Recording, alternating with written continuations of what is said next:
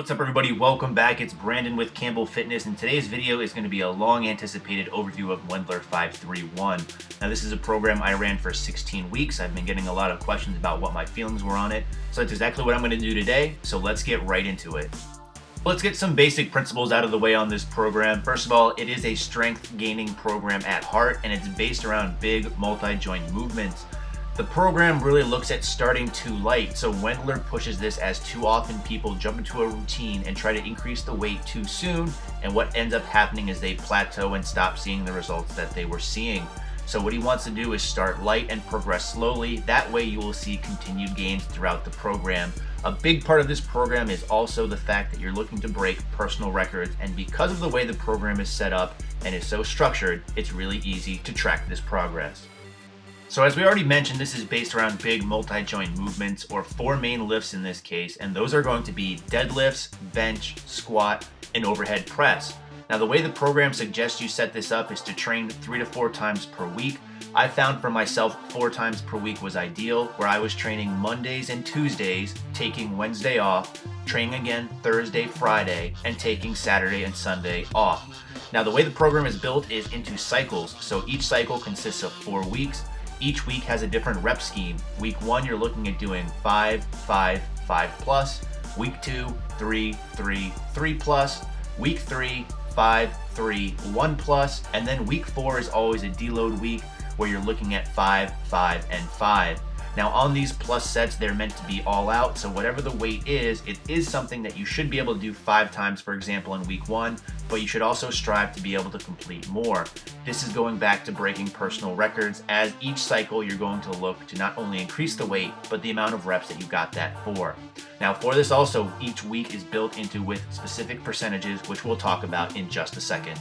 So in order to make this program as effective as possible, the first thing we need to do before starting it is find out what our 1 rep max is. This can be done either the old-fashioned way or by using the equation listed below.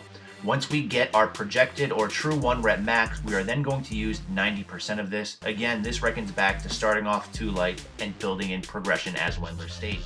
Now, as I mentioned also, each week is going to be using specific percentages.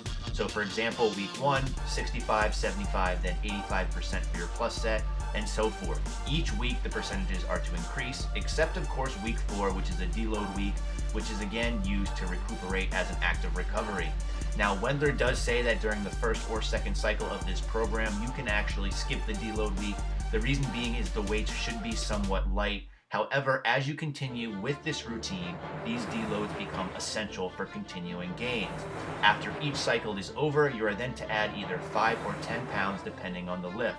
So 5 pounds to your projected max for both bench press and overhead press, and 10 pounds to both your squat and deadlift maxes. So in addition to the Wendler sets and exercises you're going to be doing, a big part of this program is the assistance work, and I think this is where a lot of the questions come in because there's so many options. I'm going to cover the main most popular ones, the first of which is big but boring, or boring but big, however you want to look at it. And what this is immediately following your main Wendler exercise for that day, let's say for example overhead press, you are then to continue with 5 sets of 10 reps of that exact same exercise. So you're doing the same exercise again, but in this case you're doing higher reps.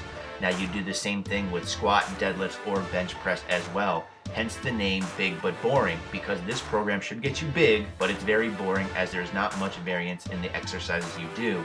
You then follow that up with 1 more exercise of your choice. Now another very popular assistance work program is the Triumvirate Routine. In this case, you're doing 3 total exercises, so your Wendler set and then 2 other exercises based off your personal preference on what you feel is most ideal. Now this could be to balance out weak points, symmetry, or just to hit exercises that you like. Another one on here is called the I'm not doing jack shit, and we've all had days where we don't feel like training or our minds just aren't into it. So for this part of the assistance work, you go to the gym, you do your main exercise, and that's it, you leave. There's another one out there called the Dave Tate Periodization Bible. I'm not going to get too into that, only because it starts getting into higher reps with specific exercises. If you're interested in reading more about this, I highly suggest and encourage you to look it up. There's a body weight assistance program where you just do body weight exercises. And then finally, one that's starting to get very popular is a bodybuilding split type routine. Again, I don't want to get too into these specifically, only because that's a big part of the program that requires your own personal preferences coming into play. Just some other things to mention that are part of the program built into the actual manual if you decide to purchase it are warm-ups, stretching, conditioning. Now these include jumping rope, foam rolling, hill sprints. Again, I'm not going to focus on this aspect too much because it doesn't seem to be something that most people are interested in. However, the way that Wendler looks at this program is not only do you want to be strong, but you want to be somewhat functional as well too. So for this, it is built into the program. I did do it myself. I did a lot of hill sprints. I had a video up on my old channel. Definitely can be beneficial, especially that foam rolling on your lower body days. Alright, now that we have the basics out of the way, let me tell you about my own personal feelings on the program. And I'll start off by saying I believe Wendler 531 is a great program for people of any experience level, whether it be a couple of months or a couple of years like myself. However, if you're brand new to training and looking for your first actual training routine, I would still probably suggest starting strength as something to build a foundation first before jumping into something like Wendler. But again, that's only personal opinion. Now, my own progress on this was very tremendous. I saw great gains in all 4 of my main key lifts. One thing I did notice, which I seem to actually get confirmed by some other people who did this program, was that their deadlifts and squats progressed faster, and I'm talking percentage-wise, than their pressing movements of bench and overhead press. Now, I don't know if this is because the way the program is set up or just because someone like me who wanted to focus on certain areas like upper chest, I found that I added in a lot more assistance work on those specific exercises, which in hindsight probably contributed to me not progressing as fast as I would like to. Now, as far as this program goes itself, my general feelings on it is I really love the structure of the way the main lifts are set up. It's really nice to have an outline of weights that you're going to use so you don't have to really guess going forward. And if you use a spreadsheet like the one that I link in the description box below, it'll tell you your actual 1 rep max estimations each time you actually put in the lifts that you do for that particular day. Now, that kind of leads me to my big downfall of the program, in my opinion, and that's the way the assistance work is set up, in the fact that it's really left up to you. So there's no real complete structure as far as that goes.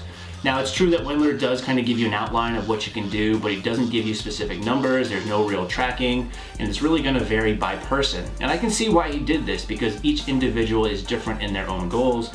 But me being the kind of person I am, I would have liked to see that continue not only from the main core lifts, but also that structure continue into the assistance work itself. So a lot of people ask me why I stopped doing Wendler, and the truth is I just kind of got burnt out on it at first. I wasn't really seeing the progression I wanted to anymore, where I was seeing great gains initially, started to slow down a little bit, and I understand that's part of the process. I just wanted to try something different, so I switched to a push-pull leg split for the past 2 months.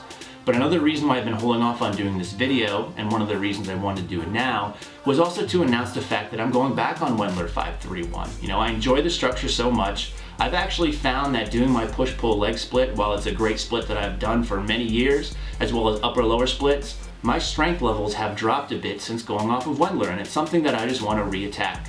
And strength is something that I really want to focus on these next couple of years and get stronger as I look to improve myself and my own personal progress. So you will be seeing Wendler 531 workout videos from me in the future. Unfortunately, my weight's going to start a little bit lower than where it left at last time, but I'm just going to use that as motivation going forward, and hopefully you get some motivation out of this video, and maybe you'll decide to use Wendler 531 yourself. In the end, thanks for watching, and as always, stay big.